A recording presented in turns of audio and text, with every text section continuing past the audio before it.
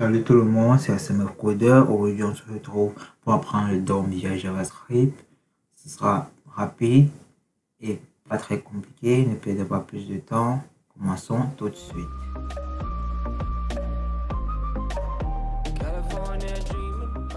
Ok, on a notre fichier HTML. J'ai inclus le JavaScript, script.js. On ne l'oublie pas. Je vais rajouter quelques éléments HTML tout de suite.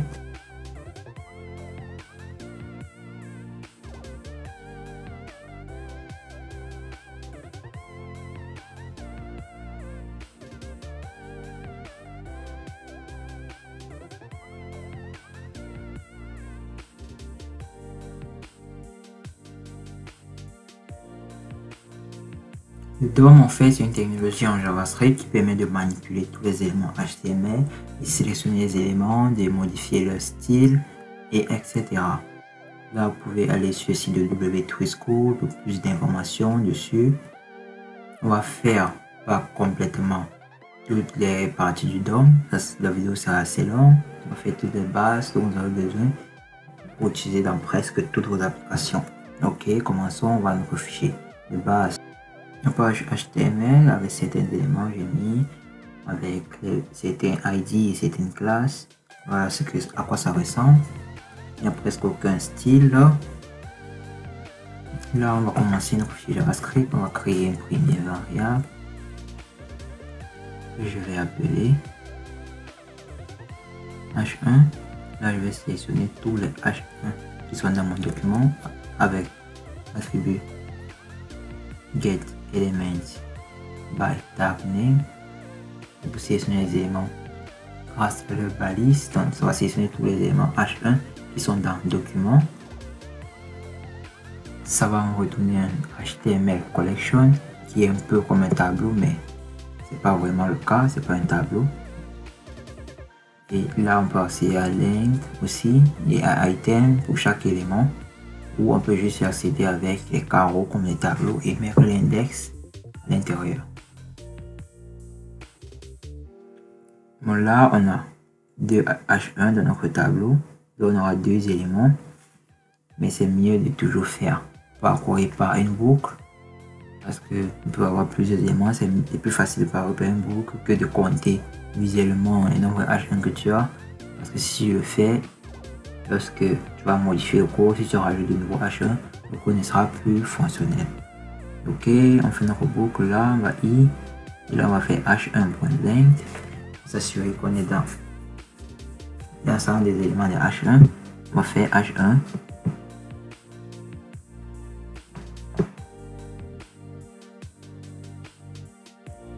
Style, color, red.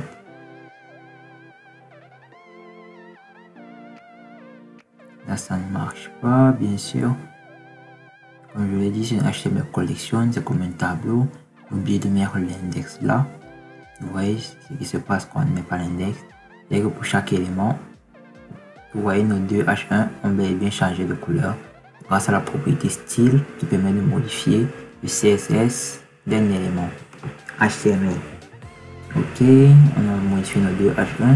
Là, on a sélectionné les éléments avec tag name, donc avec le nom de la balise. Pour sélectionner de manière plus précise, on peut sélectionner les éléments grâce à leur ID. Ce qu'on va faire là, get element by ID. Et puisque une page HTML doit avoir un seul élément avec un ID unique, donc ça retourne un seul élément. C'est pas comme dans l'autre cas qui était plusieurs. Là, on a notre élément, notre ID H1, on le sélectionne et on va faire un style. Lui, on va le mettre une bordure, un pixel, solide, un dash et black.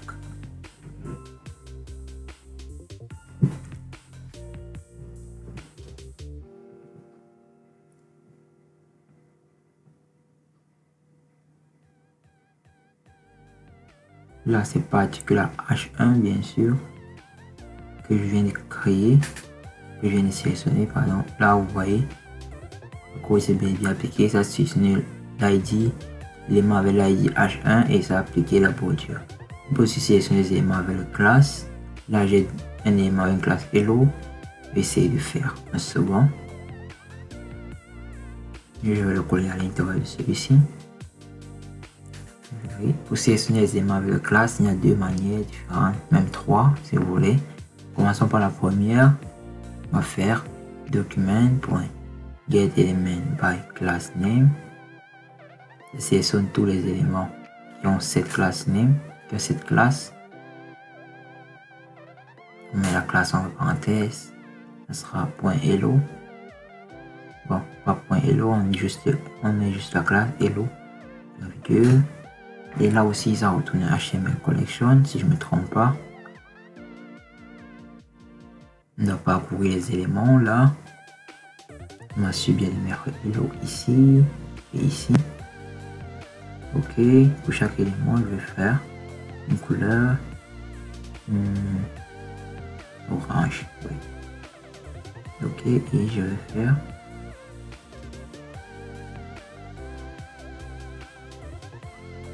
border. Copie ça. C'est bon, solide ici.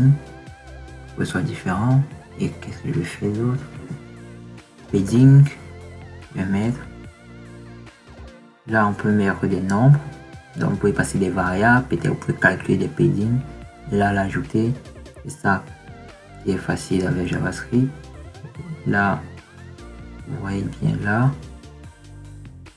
Le fichier aussi, c'est ça, peut-être avec des paddings.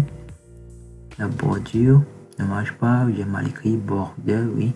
Là maintenant, oui, tout marche bien. Ok. Vous voyez comment modifier les éléments avec du DOM. Là, c'est du CSS qu'on a modifié, mais on a sélectionné avec getElement by class name. On va essayer avec d'autres éléments dont je vous ai parlé. Ce sera document.querySelector. Là, je vais retirer ça. Mais querySelector. Si je mets querySelector juste, ça va me sélectionner. La querySelector, ça fonctionne avec un sélecteur comme en CSS. Donc là, on peut faire body, header et .tel. Là, je vais faire body et .hello. Donc ça veut dire body.hello.hello. Là, ça va sélectionner tous les éléments hello qui sont dans la classe hello, qui sont dans la page body, qui sont dans l'élément body. Là, on a un élément hello qui est dans hello. Puisqu'on a dit querySelector, ça retourne juste le premier élément qu'on va trouver, même s'ils sont plusieurs. On retourne le premier élément qui respecte ces conditions. Donc là, on n'a pas besoin de parcourir le tableau. On va juste faire là. Là, je vous montre le résultat.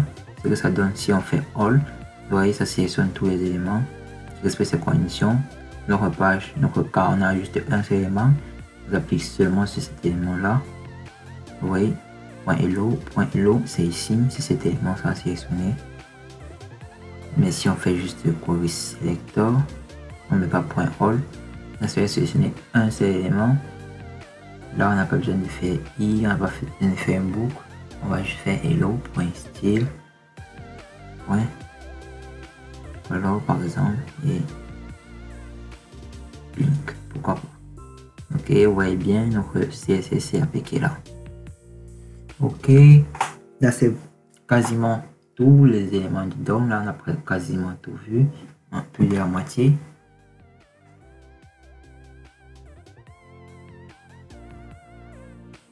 Une des choses incroyables qu'on peut faire en JavaScript avec le DOM, c'est de modifier l'attribut d'un élément HTML. Prenons l'exemple de width, on met une valeur 500 pixels à 8. Le premier paramètre c'est l'attribut et le second c'est la valeur. Je fais ça pour cet élément aussi rapidement. Là, lorsqu'on part dans Inspect, on voit bien que notre width a été rajouté là. Là, bien sûr, c'est un diff, on ne voit pas trop la différence. Ici, on sort avec un attribut plus visible. Là, je mets Content Editable. Je mets la valeur True. Ça permet de pouvoir éditer le contenu de l'élément sélectionné. Là, vous voyez, on vient là. C'est True là et vous voyez, on peut venir et modifier le texte par nous-mêmes. Ça s'actualise directement là dans le DOM. Ok, ça c'est modifier les attributs grâce au DOM. On peut pas faire juste ça, on peut aussi récupérer la valeur d'un attribut. Get attribute. Mettez juste l'attribut entre parenthèses et ça donne la valeur de l'attribut. Là, on va refaire avec read. On va dans notre console. Je le mets directement là.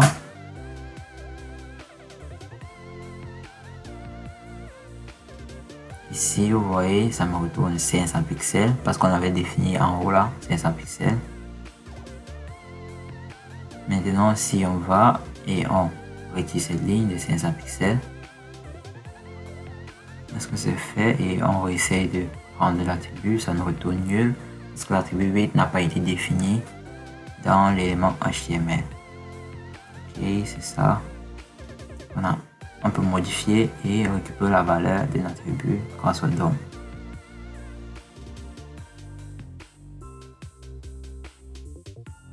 À part de modifier les éléments ou de sélectionner les éléments grâce au DOM, on peut aussi complètement créer des éléments grâce au DOM. Prenons un exemple, on va créer une div, j'appelle la variable myDiv. Ça se fait en faisant document.createElement. Là, vous mettez le nom de la valise que vous voulez créer. Là, c'est un div qu'on veut créer. .virgule. Et là, on peut faire exactement tout ce qu'on veut avec cet élément, c'est-à-dire modifier les attributs comme on l'a fait en haut là.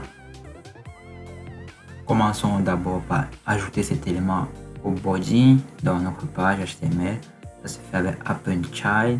Et pour ajouter un élément à un autre élément, là, on va ajouter notre div qu'on vient de créer. Ça s'ajoute à la fin. Mais avant ça, on va éditer le contenu parce que sinon, rien ne sera visible. On va dire myDiv.innerHTML.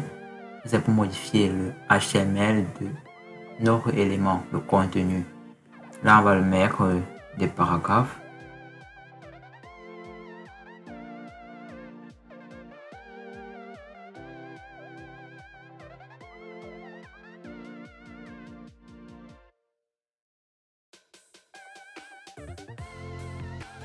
Exécutons ça, vous verrez bien nos éléments, nos paragraphes, notre H1 et notre HR ont été rajoutés bien à la fin de notre body. C'est ça qu'on dit append_child. On ajoute ce qui est déjà contenu. C'est rajouté bien là. Mais ce qu'on peut faire, c'est on ne peut pas juste rajouter au body, on peut rajouter un élément précis. Là on peut venir, on va faire cet attribut, on peut donner un ID et avec ça on peut modifier cet élément par la suite. Oui, on peut vraiment faire tout ce qu'on veut avec ça. C'est exactement comme ceux l'avaient écrit en HTML. Mais sauf que là, vous pouvez faire, puisque c'est dans JavaScript, vous pouvez faire des conditions, citer des choses, créer des éléments. Si ce n'est pas le cas, faites ceci, faites cela. C'est vraiment fantastique.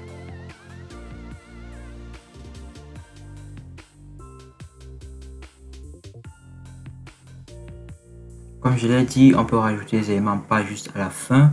On peut rajouter où on veut. Là, je vais essayer avec insert before. Là, ça prend comme premier élément l'élément qu'on veut rajouter et comme c'est un élément, la référence à laquelle on veut insérer. On dit insert avant tel élément.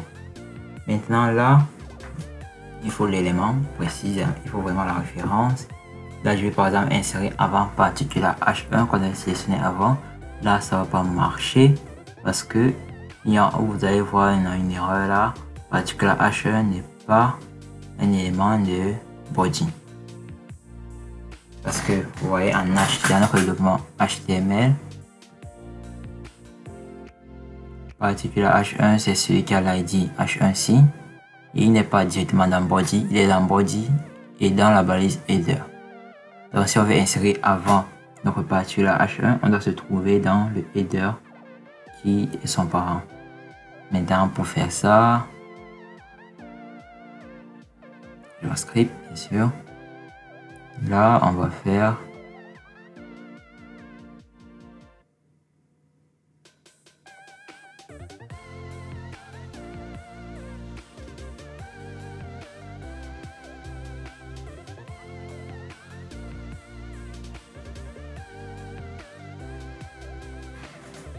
donner un ID.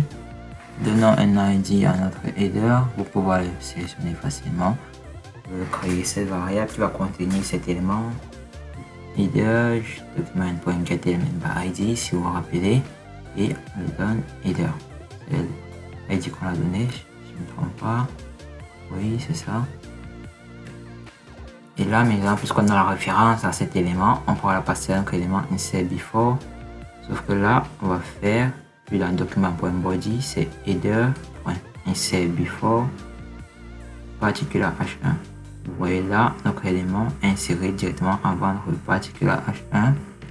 Tout fonctionne comme sur des roulettes. C'est fantastique. Ok, qu'est-ce qu'on peut faire d'autre là? On a rajouté sur hello.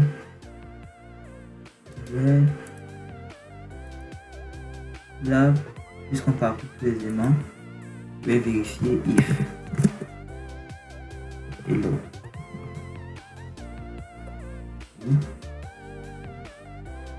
Ouais.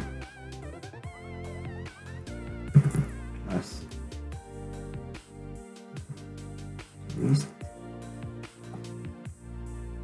Contains. Je vais vérifier s'il contient right. Si c'est le cas,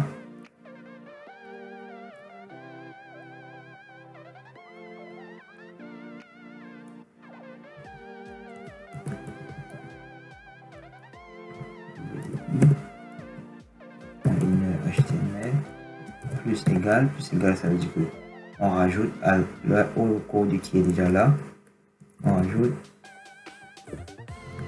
la classe. Ok, on enregistre. Oui, celui-ci on va tester un hello, mais là ça a ajouté j'ai la classe red. Et là où cet élément est positionné en absolu, ça c'est le CSS.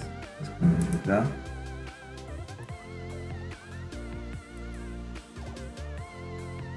Là, on peut vérifier quasi ça retourne tous les éléments.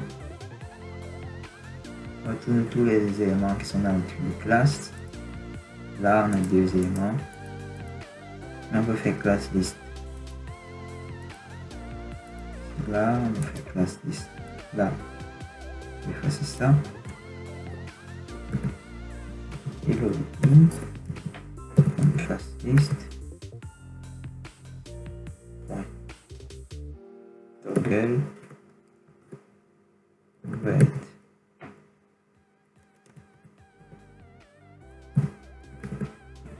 Toggle red.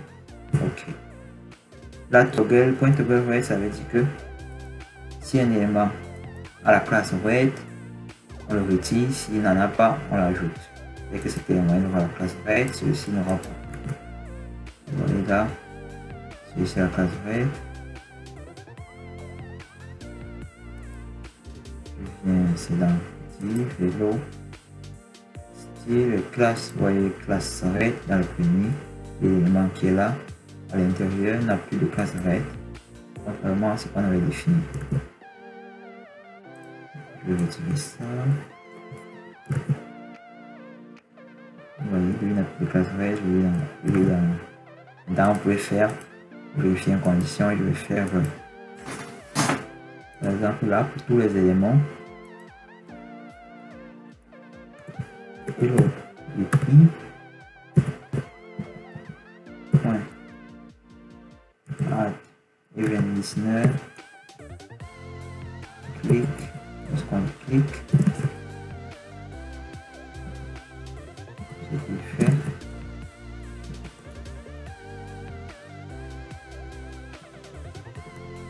C'est une fonction.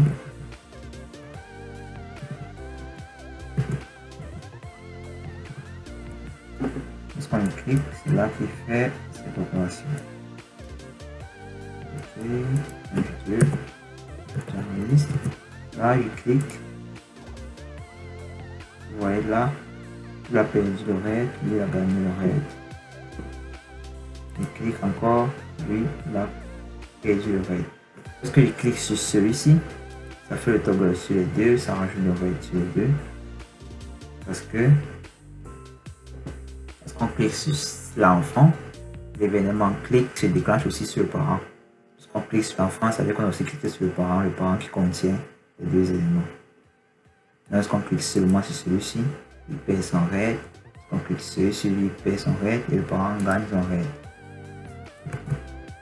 Comme ça, vous pouvez vous amuser avec les classes en CSS. Vous pouvez faire deux classes. Là, par exemple,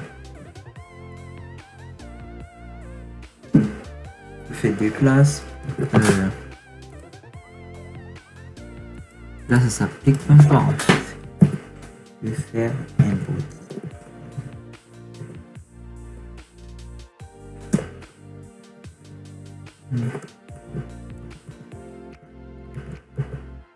Important. Là, il a la classe RAID. Je clique, ça change, ça change.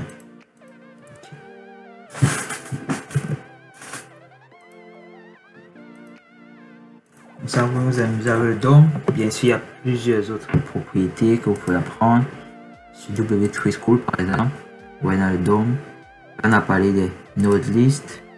Lorsqu'on fait le query selector all, on a un node list qu'on peut parcourir avec ça. Vous voyez comme on a fait à la boucle avec le link. Il y a le HTML collection.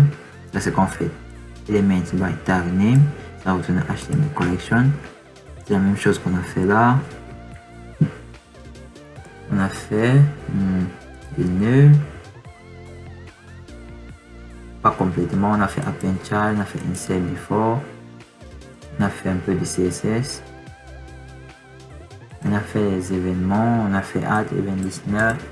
Ça c'est le DOM. Fait là, venez là pour vous approfondir plus. Là, c'était les bases du DOM en JavaScript. Merci de regarder la vidéo. Je vous retrouve prochainement pour un prochain épisode. Ciao.